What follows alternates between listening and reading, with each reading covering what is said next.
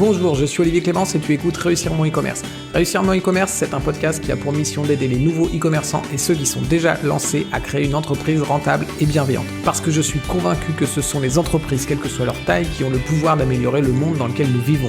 Dans ce podcast, je te partage des conseils, des astuces, des idées et des retours d'expérience pour t'aider à développer ton entreprise de manière respectueuse et élégante. Allez, c'est parti pour un nouvel épisode.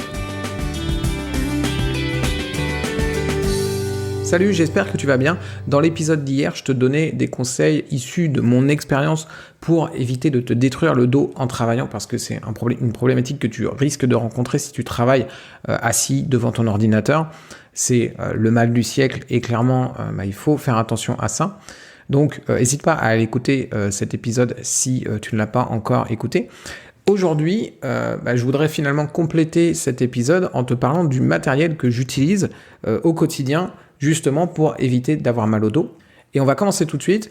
Alors, tu t'en doutes, c'est un classique, mais le fauteuil que tu utilises, eh bien, tu dois acheter quelque chose de qualité. Tu dois vraiment acheter quelque chose qui est vraiment bien, vraiment efficace, parce que tu y passes énormément de temps. C'est quelque chose sur lequel tu peux pas lésiner, c'est quelque chose sur lequel tu peux pas faire des économies. Mets-y un budget, s'il faut mettre un budget, mets-y un budget. Je crois que le siège que j'ai coûte 700 €, il me semble. Il y a beaucoup plus cher que ça et évidemment beaucoup moins cher. Le tarif, c'est pas forcément le gage de qualité par excellence. Moi, ce que je t'invite à faire, c'est plutôt aller chez un spécialiste pour aller acheter un bon siège. Tu lui expliques ce que tu veux, tu lui expliques ce que tu fais. Et il pourra sans doute bien te conseiller. Mais regarde pas trop à la dépense à ce niveau-là parce que, comme je le disais, tu y passes énormément de temps sur ton siège. Donc, il faut quand même qu'il soit agréable, bien sûr, mais aussi ergonomique pour que tu t'abîmes pas le dos. Et de toute façon, c'est aussi quelque chose qui va durer dans le temps. C'est pas quelque chose que tu vas t'amuser à changer tout le temps. Et au final, tu vois, 700 €, si le truc, tu le gardes ne serait-ce que 10 ans, et tu peux le garder bien plus longtemps que ça sans un bon fauteuil, eh bien, au final, ça fait que 70 € l'année. Donc, c'est quand même pas une dépense énorme dans ton entreprise pour quelque chose d'ultra important pour ta santé et que tu utilises en permanence. Donc, là-dessus, évidemment, le siège doit être quelque chose sur lequel tu dois vraiment te pencher et je te conseille d'aller voir un spécialiste qui pourra te donner les bons conseils à ce niveau-là. Ensuite, un classique aussi, c'est le rehausseur d'écran. Si ton écran n'est pas rehaussé, dans 90% des cas, il est trop bas. Les écrans ne sont pas assez hauts. En fait, tu dois avoir les yeux au milieu de l'écran quand tu as la tête droite. Si tu as la tête penchée, ça veut dire que tu vas forcer sur tes cervicales, que peu importe le sens, que ton écran soit trop haut ou trop bas, tu vas forcer sur tes cervicales. Donc tu vas les fatiguer, tu vas avoir un déséquilibre musculaire au bout d'un moment parce que tu es en train de forcer sur certains muscles et il y en a d'autres qui sont au repos en permanence, alors qu'en théorie, tu dois être équilibré au niveau de musculairement. Donc tu vas te générer des problèmes et tu vas du coup te générer des douleurs qui vont être compliquées à corriger parce que quand tu as un déficit musculaire, il faut être capable de réinverser la tendance. Et si tu avais la tête penchée tout le temps en bas, ça va être compliqué de mettre tout le temps la tête penchée en haut, tu vois. Donc l'idée, c'est de bien positionner ton écran par rapport à tes yeux, le mettre à la bonne hauteur. Tu as des graphiques sur Internet que tu vas trouver très facilement, des personnes qui ont fait des dessins qui t'expliquent clairement comment tu dois être positionné, etc. C'est pas facile d'avoir la bonne position devant ton ordinateur. Donc moi, ce que je te conseille de faire, c'est pas compliqué finalement, c'est de demander à quelqu'un de te dire si quand tu es positionné, tu es droit. Okay ? Et éventuellement, tu peux lui demander de temps en temps de repasser dans le bureau vite fait et puis de lui dire ok, est-ce que ma position, faut encore que je la corrige ou est-ce que je suis reparti dans mes mauvaises habitudes, etc. Et tu vas tester et au final tu vas avoir une bonne position. La personne pourra te dire là ok c'est bon, t'as la tête droite, ok c'est bon, je peux y aller, je peux rester comme ça. Si t'as personne qui peut t'aider à faire ça, c'est pas plus compliqué non plus, c'est que tu vas prendre ton téléphone, tu vas le poser et tu vas te filmer tout simplement. Et à chaque fois tu vas regarder ce que t'as filmé pour vérifier si t'es dans la bonne position. Ça peut paraître stupide, mais finalement, si tu passes ne serait-ce qu'une demi-heure, 1 heure à bien travailler ta position, après, tu as une bonne position pour tout le reste du temps et tu vas vraiment te rendre service. Donc, si c'est des choses que tu n'as pas encore fait, le fauteuil et le rehausseur d'écran, ce sont des basiques. Évidemment, je t'apprends rien, mais il faut les faire, c'est ultra important, il faut y passer un petit peu de temps, mais une fois que c'est fait, tu es tranquille et tu vas éviter beaucoup de problèmes de mal de dos avec ça. Alors dans les autres choses que tu peux utiliser et qui sont moins classiques, tu as les autres types de sièges qui existent et tu as des sièges par exemple qui s'appellent des sièges assis-genoux que j'ai testé également et c'est très bien. En fait c'est un siège où finalement tu es posé sur tes tibias. Alors c'est difficile de te décrire la forme, mais en gros alors il y a différents types de sièges assis-genoux. Tu as les sièges assis-genoux statiques et les sièges assis-genoux à bascule. Moi je te conseille un siège assis-genoux à bascule parce que justement il est à bascule. Je vais t'expliquer pourquoi. Je vais essayer de te décrire déjà ce qu'est un siège assis-genoux. Donc en gros un siège assis-genoux, tu es posé sur tes tibias, tu as des supports pour mettre tes tibias, tu es assis et posé sur tes tibias, ce qui fait que tu n'as pas le dos qui est affalé en fait sur l'arrière, sur un dossier. Moi, le siège assis-genou que j'ai, c'est un siège assis-genou où il n'y a pas de dossier parce qu'il n'y en a pas besoin. Et en fait, tu es du coup sur les tibias et assis en même temps. Et du coup, ça fait une position complètement différente de ce que tu peux avoir avec un siège classique. Et là où c'est intéressant, c'est si tu rajoutes le fait que c'est un siège à bascule. Tu as des sièges assis-genoux statiques, mais dans ce cas, tu as juste la position qui change. C'est déjà bien, mais c'est dommage finalement de ne pas prendre celui à bascule parce que tu vas avoir non seulement la position qui change, mais tu vas avoir aussi cet effet de bascule. Et l'effet de bascule, il est intéressant. Pourquoi ? Parce qu'en fait, ton corps va être obligé de garder l'équilibre. Alors je te rassure, c'est stable, tu vas pas tomber. Ok, c'est très stable et c'est sûr que tu vas pas tomber. Par contre, c'est pas statique. Ce qui fait que du coup, en fait, les muscles de ton dos et les muscles de tes abdos vont être en travail régulièrement. Dès que tu vas bouger un petit peu, ça va être en travail pour gérer cette bascule.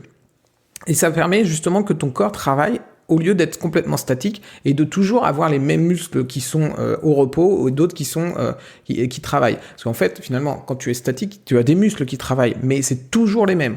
Et le but, c'est de bouger pour que ce ne soit pas toujours les mêmes muscles qui travaillent et les autres qui soient au repos. Donc tu as le siège assis-genou et dans la même veine, tu as le ballon. Alors le ballon, c'est quoi ? C'est quelque chose que moi aussi j'ai longtemps utilisé. Le ballon, en fait, c'est tout simplement les ballons que les femmes peuvent acheter pour leur grossesse. En fait, c'est des ballons de grossesse. Tu as la même chose en ballon de gym, en fait, c'est la même chose. C'est un gros ballon que tu gonfles et tu es assis dessus. Ce qui est intéressant, c'est là aussi, c'est que ça bouge. Non, c'est comme le siège à bascule, sauf que là, ça bouge dans tous les sens. Ça bouge en avant, en arrière, de gauche à droite, etc. Et du coup, c'est cool parce que là encore, ça fait travailler tous tes muscles. Moi, ce que je t'invite à faire, même quand tu as ces types de sièges qui bougent en fait, le siège à bascule ou le ballon, ça marche encore mieux avec le ballon, c'est de te mettre de la musique. Tu te mets de la musique et là, du coup, naturellement, ton corps, il va bouger. Et sur un ballon, en fait, tu vas pouvoir vraiment bouger. Alors, c'est assez ludique en plus de faire ça. Et tu vas vraiment faire bouger une bonne partie des muscles de ton corps, une bonne partie des muscles de ton dos et de tes abdos. Autre chose que je vais avoir dans mon bureau, c'est un bureau debout. Alors, tu as différents types de bureaux debout. Le bureau, finalement, souvent quand on parle de bureau debout, on parle d'un bureau qui va se lever. Moi, c'est pas ce que j'ai. Je dis pas que c'est pas bien. Ça peut être très très bien. C'est un système où, en fait, tu as des vérins sur ton bureau et ton bureau, il peut se lever. Donc, ça peut être manuel ou électrique. Ton bureau, il se lève et comme ça, du coup, il est plus haut et toi, tu peux travailler debout. Moi, c'est pas ce que j'ai. J'ai un bureau assis et un bureau debout dans mon bureau parce que j'ai un grand bureau et j'ai la place de les mettre. Et pour une autre raison, je vais t'expliquer juste après. Et du coup, mais le principe est le même en fait, tout simplement. C'est que ça te permet de travailler debout. Ça fait encore une autre position différente, ça fait une autre position où tu peux bouger, tu es très rarement statique finalement quand tu es debout, tu es toujours un petit peu en train de balancer sur un pied, sur un autre. Encore une fois, si tu mets de la musique, ça va accentuer l'effet, donc tu vas être encore plus actif et tes muscles vont encore plus travailler. Donc le bureau debout, c'est vachement bien. Il y a énormément d'entreprises qui mettent maintenant des bureaux debout dans leurs entreprises, justement. Et finalement, la position debout est censée être meilleure que la position assise.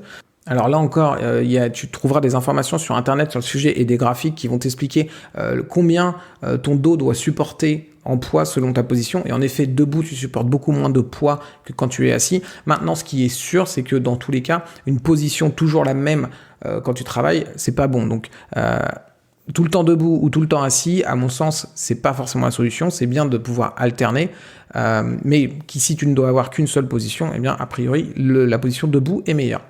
Et j'ai autre chose dans mon bureau que je trouve absolument génial et qui finalement est le truc qu'on voit peut-être le moins souvent et qui pour moi est une vraie révolution, c'est ultra puissant, c'est le tapis de marche. Je te parle d'un tapis de marche et pas d'un tapis de course.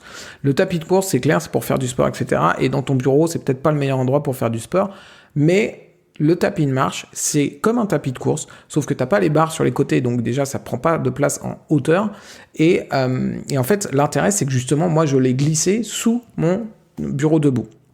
Du coup, je peux travailler debout et je peux marcher en même temps. Alors, quand je marche, c'est pas très simple de taper. Je vais pas m'amuser à rédiger un article quand je marche. J'y arrive pas encore. Je sais pas si j'y arriverai.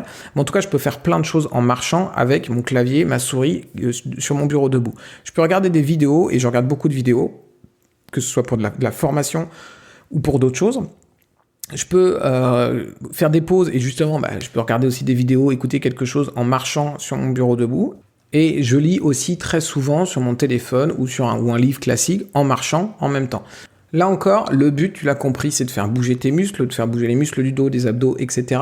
Et pour être très honnête avec toi, si je commence à sentir une douleur, une gêne dans le dos, je vais marcher 10 minutes sur mon tapis de marche et la douleur va disparaître. Alors pas de façon magique, elle va prendre un peu de temps à disparaître, mais elle va disparaître. Donc en fait, si je suis vigilant et que je marche régulièrement, je vais vraiment pas avoir de problème de dos, je vais passer une bonne journée et ça va être super cool. Et il y a plein de moments où on fait des pauses et notre pause, c'est je vais aller voir YouTube, je vais aller voir Facebook, je vais aller voir mon téléphone, etc. Et je vais rester assis sur ma chaise. C'est tellement dommage. Si tu veux faire une pause YouTube, une pause Facebook, une pause téléphone, comme tu veux, tu pourrais très bien faire, il y a plein de choses que tu pourrais faire, tu pourrais les balader, mais évidemment, il y a plein de fois on a envie de faire ça, on va pas s'interdire d'aller sur YouTube, on va pas s'interdire d'aller sur Facebook, on va pas s'interdire de prendre notre téléphone, etc.